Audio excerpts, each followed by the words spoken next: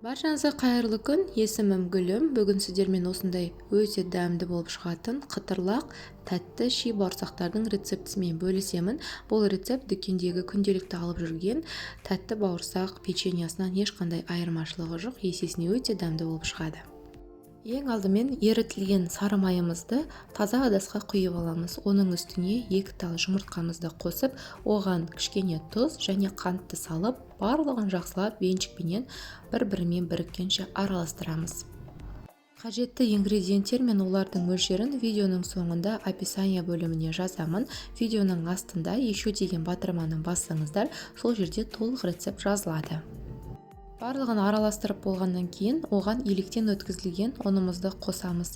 Осылай венчикпенен барлығын біріккенше араластырамыз. Ұнды бірнеше рет бөліп қосқандарыңыз жақсы, сол кезде араластыру жеңіл болады. Жаңағы қосылған ұнымызды толықтай араластырып болғаннан кейін қалған ұнымызды қосып, тағы да барлығын араластырамыз. Араластыру қиындаған уақытта қолымызбен венчикті тазалап, кейін қамырды қолымызбен илейміз. Бұл рецептте қамырларыңыз қатты, тығыз болып иленуі керек. Сол кезде рецептеріңіз дұрыс шығады. Шамамен 400-450 грамм ұнымызды саламыз. Егер одан да көбірек ұн кететін болса, тағы да қоссаңыздар болады. Яғни қамырымыз бізде осылай қатты болып шығу керек. Барлығын осылай біріктіріп, біркелкі тұтас қатты қамыр илейміз. Қамырымыз дайын болды. Міне осындай қатты қамыр шығады. Қамырдың бетін жауып, оны тындыру үшін бірнеше минуттарға қойып қоямыз. Менде шамамен 15 минуттай тұрды.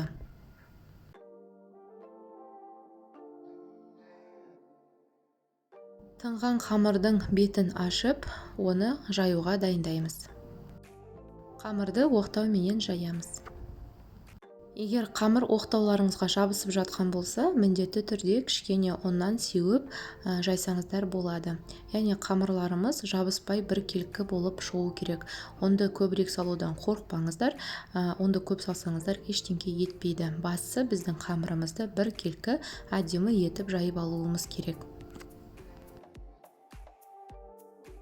Барлық қамырды осылай біркелкі етіп, бірдей қалыңдықта жайып шығамыз. Шамамен қамырдың қалыңдығы 1-2 мм болады. Жайылған қамырды осылай жолақ етіп кесіп шығамыз. Енді кесілген әрбір жолақты алып, оны да осылай ұзынша етіп ұсақтап тураймыз. Қалауларыңызша осы кезде де кішкене ұн сепсеңіздер болады. Сол кезде жаңағы турап жатқан кішкентай ұсақ қамырларыңыз бір-бірімен жабыспайтын болады. Мен ұнды сепкен жоқпын, соның өзінде қамырларымыз бір-біріне жабыспады. Енді осы туралған қамырларымыз осылай әдемі болып, тал-тал болып шығады. Туралған қамырды осылай шетке жинап қоямыз. Барлығын осылай ұзынша етіп турап шығамыз.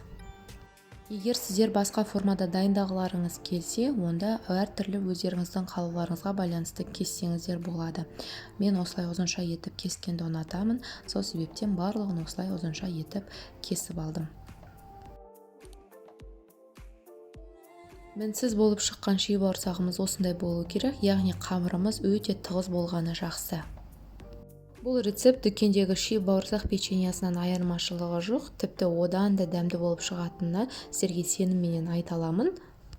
Дайын болған қамырды осылай қатты етіп қыздырылған майымызда бір талдап салып пісіріп аламыз.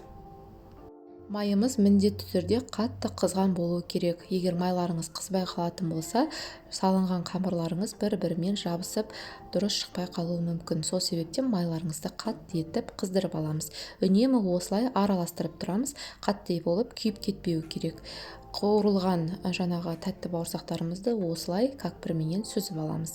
Немесе осылай барлық қамырды бірден салып, бірден оны шанышқымен осылай араластырып жіберсеңіздер де болады. Қамырларыңыз жабыспай піседі. Жаңағы майларыңыз осылай көбік бола бастаған кезде қорықпаңыздар, ештеңке етпейді. Ол жаңағы қамырды майдан шығарғаннан кейін бірден басылып қалады. Барлық қамырды осылай қуырып аламыз. Үнемі араластырып тұрамыз, күйіп кетпеу үшін, және осылай көпіршіктенген кезде қорықпаңыздар. Жаңағы жұмыртқаның болуына байланысты ол осылай көпіршіктенеді, және оны алып тастағаннан кейін көпіршіктену бірден басылады.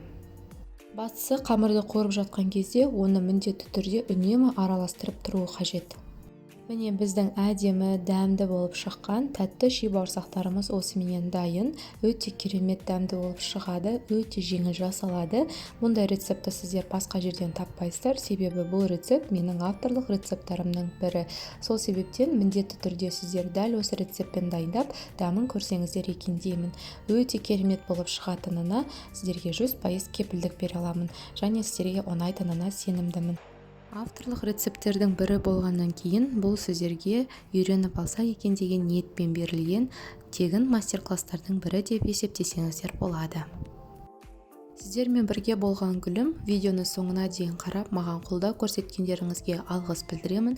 Видео сіздерге ұнап пайдалы болса, лайк басып достарыңызбен бөлісуді, және каналға тіркелмеген болсаңыз, жаңа видео рецепттерді жіберіп алмау үшін каналға тіркеліп, қоңыраушаны баса кетіңіз. Астарыңыз дәмді болсын.